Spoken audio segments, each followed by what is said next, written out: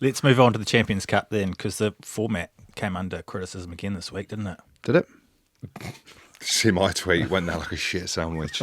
Go on. Well, I just tweeted on Friday, just nothing major. I just mentioned about Gloucester. We spoke about it on the podcast, didn't we? And then I just followed it up with a tweet, and then just got. Well, Dricko put you to bed, didn't he? Well, you're talking about a 6-day turnaround. 6-day turnaround is like Leinster have as well, but Dricko, Leinster got about a 70-man squad. But I know, and that's the thing on Twitter. What I struggle with, like one misspelling ain't great in punctuation, but there's no context, is there? Yeah. You put it down in black and white, and this is great for us to have the forum and talk about it. And I'm sure if you go back through the podcast last year, I probably said Montpellier were a disgrace for sending their team to Leinster. I did, but look at the scoreline as well. But also, was that 90? Was that 90 points? It was. So Gloucester have done much better than 90. And also look at Montpellier's squad as well compared to... They won the top 14 Gloucester. Montpellier, exactly. So, but that's what I mean. Montpellier have got a much bigger squad. The format is very different now, and the salary cap of Montpellier and Gloucester is a third at the very best. So we spoke about on the podcast last week. I said if I was Gloucester, I'd be doing exactly the same as what they did. Like in terms of you could have said I spoke to Rainbow before, and he said they're sending the second or third string team down. We didn't. Had no chat at all.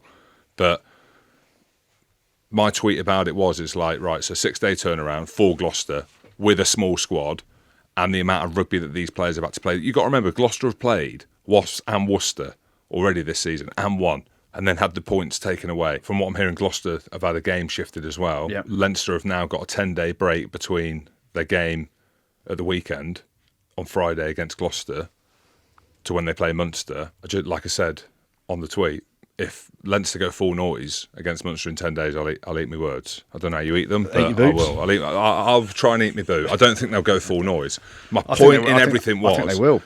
They might now. Leo might completely stitch me. Leo might be going to Leicester. But what are you on about, Jim? But what I find, again, this is because of Twitter, right? As in, like, they're quite passive-aggressive, the people that come back at you. As in, it's an opinion. It's an opinion. Well, it's a decent opinion, and it's a well-formed opinion. Like, I'm close to the game. But in answer to your question or your statement, a slight bit of sarcasm, like we've seen it again, like the tournament in the space of, I'd say, a year, as it looks a shadow of its former self. And we went through it last week of how important we think the competition is. But you look at the fans, you look at the results at the weekend, and some of them didn't reflect the game, but some of them were just what you'd call dead rubbers. I don't know about the dead rubbers, though. I get because everyone's in with a shout. Well, but it's a dead rubber game, not a dead rubber in terms of like they're not going to make it through the tournament. Yeah, I think everyone knew that Leinster were going to put a decent score on Gloucester. But last year you could make it through on 7 points, which I didn't realise. So I'm thinking you got to win 2 or 3 just because that's what you'd think. Well, that's the old way, isn't it? And that's what created loads of dead rubbers last time. Because that third game would normally just be... Well, rounds for some teams last, with the old format, rounds 4, 5 and 6 was just... pick the shags every week, it doesn't make you definitely out. Whereas at least now, so Gloucester picked that younger team off the back of where they're at in terms of the Prem games, their squad size. They've got Leicester away Christmas Eve, but also they won their first game. So whatever team Gloucester, without disrespecting their best team, whatever team Gloucester sent to Leinster, if they picked their full team, Lewis Rees-Zammit, if you can get him back from Arizona or America or wherever he is, just loving life, what a legend. They would have probably lost to Leinster's best team. So therefore it was a dead rubber. That's what I mean, like the games. But that's rugby, though. Yeah.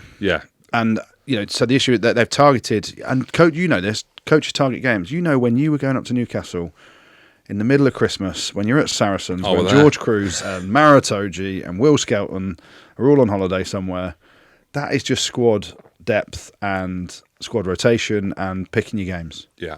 And that's what it's come down to for a lot of clubs. But I suppose from the flip side of it, is you look at the 2 pools at the minute, and there's a lot of clubs, even Racing, played 2, lost 2, could still qualify for the knockouts. And that's what I think, when you get to rounds 3 and 4, it will still be quite exciting because there's a lot of teams still going for the knockout stages.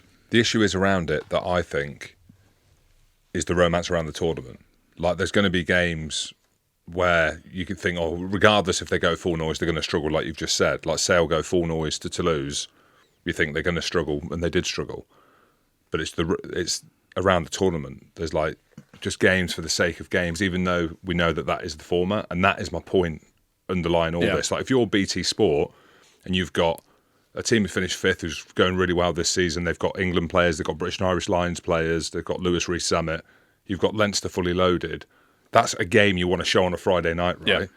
And you see that team, no disrespect, like, you know, some of them played well. You know, Jake Pelledri coming back from injury, big shout out to him. Billy Twelvetrees, love the bloke. He nearly caught James Lowe. James Lowe looked slow, didn't he? He had a fridge on his back or what? Yeah. You tell him. Hey, I ain't telling him, no. Powerful as anything. But you look at that as in, so BT Sport, you've rolled out Brian O'Driscoll, you've rolled out the big dogs, and it's like, how do you get hyped up for that game? And we're all trying to hype up rugby at the minute. That was my point, but you can't put that in one tweet. Where's Jim in his tier 2 media with his scrappy dappy do with the taxi man, who you thought you were above, going to Gloucester? Ulster. Bit of a shocking situation there, wasn't it? Shit show. You could have said shit show then. Everyone would have been, yeah, you're right, Shit Andy. show. Right. There you go, Andy. Right. That's it. Yeah. 600 grand's worth of shit show is what they've missed out on. Really? It's hard, it's hard. And the Ulster fans will be raging, won't they? So you see it from both sides, being in the TV and all that stuff, Jim, as you know. Logistically, there has to be a cut-off point when you have to go to your backup plan, the backup stadium. So it's not as easy as, the game's fine, the pitch is fine on the day of the game. When it's on TV and all the stewards and everything that you have to have, it's a difficult decision. And as Dan McFarlane said, the emotional energy and everything that he said was fair enough around the Kingspan was playable at the time of kickoff, but they have to make a decision prior to that. And the biggest farcical thing around it is obviously you've moved it to Dublin and said it's played behind closed doors, but there's 200 bloody La Rochelle fans in there. So I feel for the Ulster fans, I really do, and the club. They're like delegates, or whatever they're called. Okay. Old buffies. Yeah.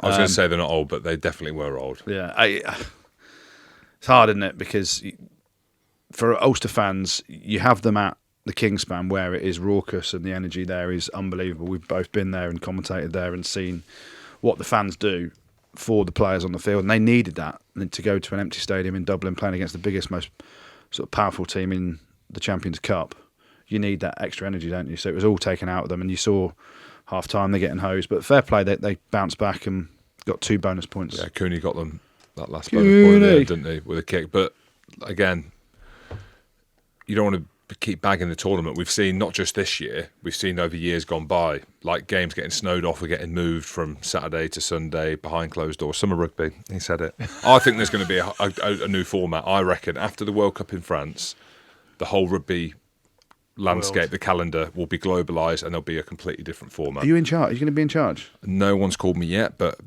I'm happy to be on a panel. And are all the Bills asleep? I think Bill Beaumont, it's Christmas, he's asleep.